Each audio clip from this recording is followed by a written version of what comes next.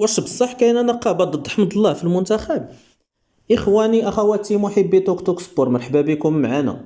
ما تنسوش انكم ديروا الاشتراك باش تشجعونا لتقديم المزيد. اكيد انكم لاحظتوا البارح بمجرد ما انتهت المباراه اللي جمعت المغرب ضد جورجيا واللي انتهت لصالح اسود الاطلس بثلاث اهداف مقابل لا شيء، خرجت مجموعه من المواقع الالكترونيه والصفحات الرسميه التابعه للشأن المحلي للكره المغربيه سائله: واش كاينه نقابه ضد حمد الله في المنتخب؟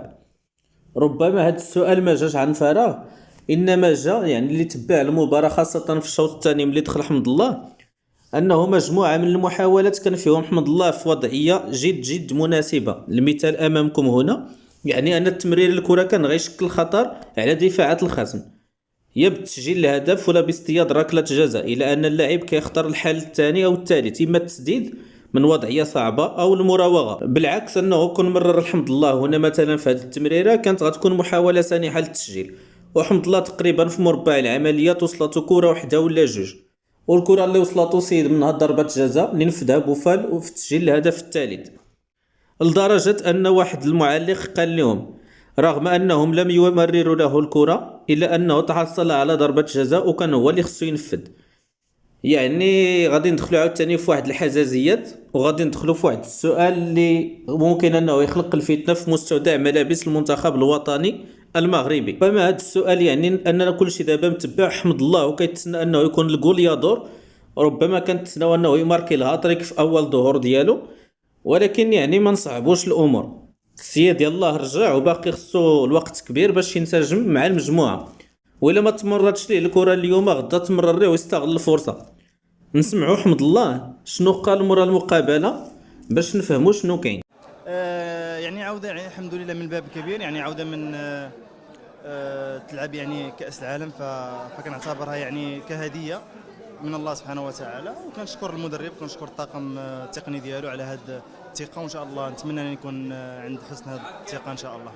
ونكون صريح معك أن هذه أول مرة كنشوف الأجواء بهذه الجمالية يعني جميع اللاعبين إخوان، وحنا كنا قراب من بعضياتنا، للاعبين للطاقم التقني لجميع الناس يعني اللي موجوده الحين، فاحنا كنعتبروا انفسنا قراب بزاف، ونتمنوا ان هذه الموده والمحبه ان شاء الله تعطي الاكل ديالها ان شاء الله في المباريات المقبله ان شاء الله.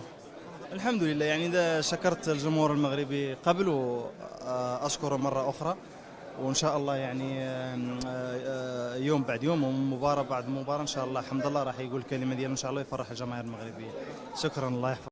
اذا كما سمعنا فالسيد جد سعيد بالتواجد مع كتيبه الاسود الاطلس، وقال ان الاجواء رائعه جدا في معسكر المنتخب الوطني المغربي. اذا لا داعي لزرع الفتنه، واليوم على بعد ايام قليله على بدايه المونديال، يعني خصنا نشجعوا المنتخب الوطني المغربي، وما غاديش نكتفيو اننا نشجعوا الاشخاص. يعني دابا كنقولوا انه خص اللي دخل يعطينا الاضافه، كنقلبوا على اللي ماركي البيوتا ونرجعوا شويه ديال الامجاد ونتاهلوا علاش لا للدور الثاني في هذا كاس العالم. يعني ملينا اننا نشاركوا من اجل المشاركه ومن اجل الظهور فقط، ونتمنى ان شاء الله الخير. وخليتكم اخوتي على خير، والسلام عليكم ورحمه الله تعالى وبركاته.